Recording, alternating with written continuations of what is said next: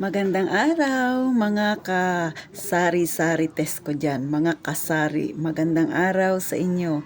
Kamusta po ang inyong buhay? Sana ay nasa mabuti kayong kalagayan. So kayo ba ay mga empleyado sa ngayon? At yung iba naman nanonood sa akin ay may mga maliit na negosyo kagaya ng akin. Pero syempre ang itapik natin yung mga empleyado ngayon na nag-iisip na gusto nang palit ng kanilang hanap buhay. Gusto nang magkaroon ng maliit na tindahan. Ano ba yung mga nasa isip ninyo? Bakit gusto nyo magpalit ng hanap buhay? Ayaw nyo na bang maging empleyado? Pero syempre, hihimay-himayin natin. Ako kasi galing din ako dyan. Bakit ba ako nagpalit? From empleyado na naging sari-sari store owner na ako ngayon. So, ipapakita ko sa inyo bakit ito ang naging desisyon ko. At sa malamang, may makaka-relate din dyan dahil may mga kagaya ko rin na ganyan ang pag-iisip. At syempre, yung mga nagtatrabaho nag-iisip na din. So, sa totoo lang, nang ako ay nagtatrabaho, ilang taon din. Kasi, dalaga pa ako noon, 18 pa lang ako nagtatrabaho na ako. So, marami akong trabaho na napasukan.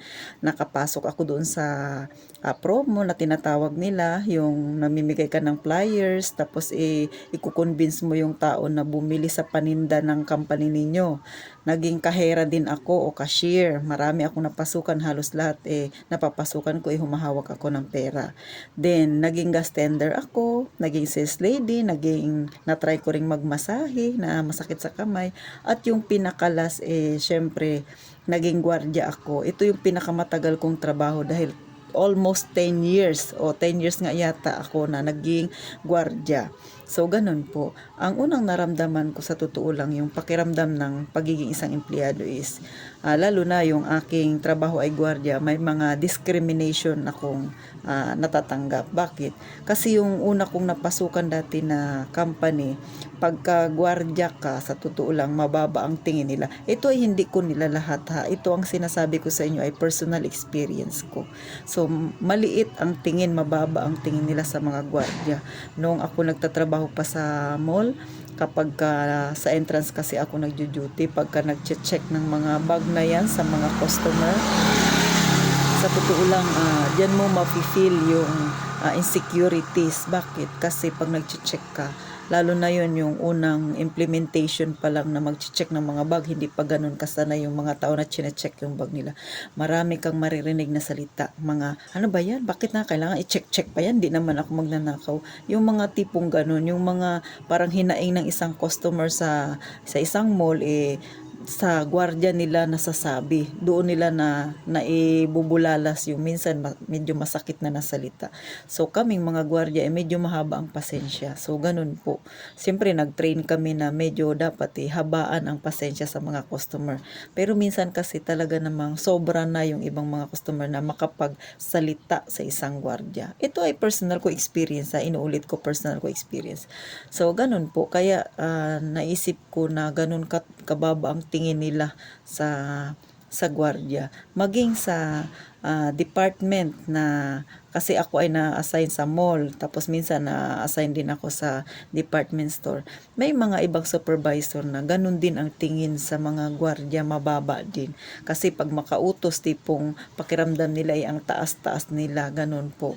Tapos yung the way sila magsalita, masakit kasi syempre pakiramdam mo parang masyado ka ng below sa kanila. So ganun po ang pakiramdam ko kasi yun ang ipinaparamdam nila sa mga empleyado. Kaya nung ako ay ngayon ay may sarili na akong tindahan, pagka ako ay pumupunta sa mga mall o kahit saan man na may gwardiya tapos nagche-check, hindi ko yun ipinaparamdam sa kanila kasi naranasan ko yun. Kumbaga kalibel ko lang din sila. Pero minsan hindi mo maiiwasan, may mga ganong tao talaga na ganon sila tumingin sa isang tao. Pakiramdam nila sila yung mataas at ikaw ay nasa baba. So, ganun po. Pero, hindi ko pa siya naisipan dati na magnegosyo, wala pa. Kasi that time, ang goal ko lang ay makaipon ako. So, ganun po mga kasari. Then, nung tumagal na ako sa trabaho, medyo nasasanay na ako na humarap sa mga tao. Parang nasasanay na ako sa mga sinasabi nila kahit masakit. Pero, medyo lang. Kasi nung na-assign na ako sa mining, kasi nag-iba na ako ng agency, na-assign ako sa medyo malayo, mining na yung aking pinapasukan. So, doon, wala namang masyadong discrimination. Pero, yung trabaho ng isang gwardiya napakahirap. Kasi lalo na, yung babantayan mo hindi lang empleyado, pati yung mga tao na nasa labas. Ganun po. Minsan, nagkakaroon ka ng kaaway. Ang tingin sa'yo ng mga tao personal kanilang kaaway. Kahit na nagpapa-implement ka lang naman ng policy and rules ng isang kumpanya. So, mahirap po.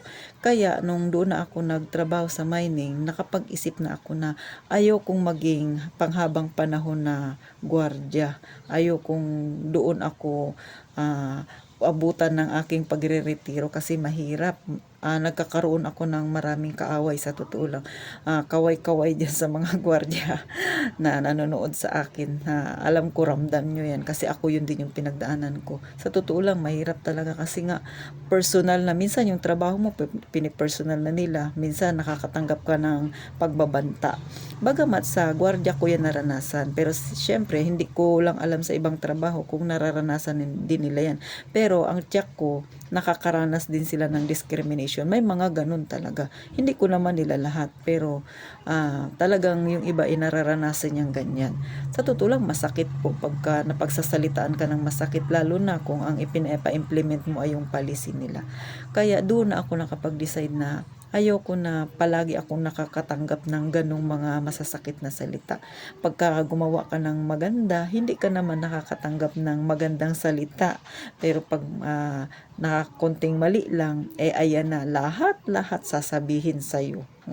Lahat ng masasakit ay maririnig mo. Tapos ako naman, hindi ko masyado dinadamdam. Pero syempre, hindi mo makakalimutan yung mga ganong salita kasi ang inilalagay ko sa isip ko, trabaho ko lang ito. Ano man yung marinig ko, iniiwan ko yan lahat sa trabaho. At pagdating sa bahay, yung sarili ko ay nire-refresh ko para hindi ko madala yung pagod at saka yung sakit na nararamdaman ko na nakuha ko doon sa trabaho para pagdating sa bahay matutulog ako ng payapa. Pero syempre pagpapasok ka na naman, ayan na naman siya, meron ka na namang naririnig. So araw-araw mo may encounter yung ganun. Nakakapagod din pagka ganun lagi ang rotation ng buhay mo. Kaya ako ay nag-decide na ganun nga, na magnegosyo na lang. Sa pagnenegosyo naman kumbaga mas naging payapa na ang isip ko, hindi gaya nung nagtatrabaho ako. Pero sa mga nagtatrabaho dyan, hindi ko kayo dinadown o kaya hindi ko sinasabi ito para kayo ay malumural. Pero talaga ito yung nararamdaman ko nung ako nagtatrabaho pa. Gusto ko lang ipakita sa inyo na kung may mga plano man kayo na magpalit ng inyong kabuhayan, try ninyo. Pero syempre, dapat marami rin kayong isa sa alang-alang. Kasi ako, okay lang ako na magpalit kasi isa lang ang anak ko. Tapos, binata na siya. So, hindi ako nag-iisip na kung magkamali man ako ng aking desisyon, maaapektuhan yung anak ko. Ang mahirap kasi kung ikaw ay empleyado tapos nag-iisip ka ng magpalit ng kabuhayan pero may mga anak ka na pinapaaral pa, paano sila pag nagkamali ka ng desisyon? So, ganun po mga kasari, dapat ganun yung isipin ninyo. Sa totoo lang, yung ganitong vlog ko, hindi lang tungkol sa negosyo. Gusto ko rin na palakasin yung ibang kalooban ng mga kagaya ko na na-empleyado ngayon na gusto rin magnegosyo. Wag mo na kayong basta-basta mag-resign. Kailangan may sapat kayong pera na naipon.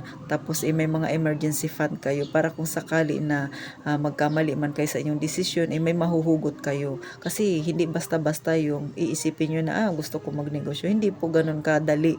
Kailangan marami kayong iisipin na baka may maapektuhan sa gagawin ninyong ganyan. Syempre, isa sa alang-alang nyo yan. Ganun po mga kasari. Pero kung nakapag-decide na kayo at sigurado na kayo na yan ang gusto ninyo, bakit hindi? Talaga naman, di ba? Pero una, kung ikaw ay pamilyado, kausapin mo yung pamilya mo para baka kuha ka sa kanila ng suporta. Ganun po mga kasari. Pero, lagi na lang nating isipin na ano man ang desisyon natin, alam ko na pag-isipan nyo yan ng maigi. Pero higit sa lahat, ano man ang maging desisyon niyo sa buhay, lagi nyo ikonsulta syempre sa ating Panginoon kasi siya ang higit na nakakaalam ng tama kesa sa atin. Malay mo yun gusto mo yun din ay ipagkakaloob sa'yo ng Panginoon, magiging successful ka, o di ba mga kasari? So bago ka magdesisyon, ipag-pray mo muna. Tapos humingi ka ng senyales na yun ay tama nga ang gagawin mo. Humingi ka ng senyales sa Panginoon na ito ba ang gagawin ko ay magiging okay, wala bang maapektuhan ng kapamilya ko. So ganun po mga kasari. Mararamdaman mo naman yan sa puso mo kapag yung decision mo ay ipinagkaloob talaga sa iyo ng Panginoon at tama yung gagawin. So sa mga nanonood yan, sa mga napanghihinaan, pray lang tayo. Walang ibang makakapag-motivate sa sarili ninyo kundi kayo mismo. Kung hindi nyo kaya, pumunta sa isang tabi, iyuko ang mga ulo at doon mag-pray. Kausapin natin ang Panginoon, di ba? Ipagkakaloob niya yan sa inyo kung ano man ang mga kahilingan ninyo sa Kanya. So thank you po sa mga nanonood sa akin. Sana yung napanghihinaan dyan napalakas ko ng kaunti ang inyong kalooban. At sa mga dating empleyado, ano man ang masasakit na salitang natanggap ninyo, syempre, huwag ninyong masyadong dibdibin. Kasi ako napagdaanan ko yan. Pero lahat ng mga hinanakit ko, lahat ng sama ng loob ko ay sa Panginoon ko i-share. Sa Kanya ko sinasabi para iniisip ko pagkakinabukasan, panibagong bukas na naman yun. Hindi ko na iisipin kung ano yung nangyari sa akin kahapon. Bagkus yung isipin ko ano ang mangyayari sa akin ngayon. So thank you po. Sana ay wag ninyong kalimutan mga kasari mag-subscribe sa aking maliit na channel para marami pa tayong matulungan sa mga taong medyo nasa 50-50 ang kanilang pag-iisip kung magre-resign ba, magne-negosyo ba, o yung iba ay naguguluhan na gusto nang mag-resign. At saka syempre sa mga napanghihinaan dyan, palakasin nawaan ng Panginoon ang inyong kalooban. Huwag kayong mag-iisip ng masamang bagay, basta ang alam ko ipagkakaloob yan sa iyo, basta mabuti ang iyong puso, ang iyong hangarin, wala kang tinatapakang tao. Ganun po mga kasari. So maraming salamat sa inyo ulit at mag-iingat tayong palagi.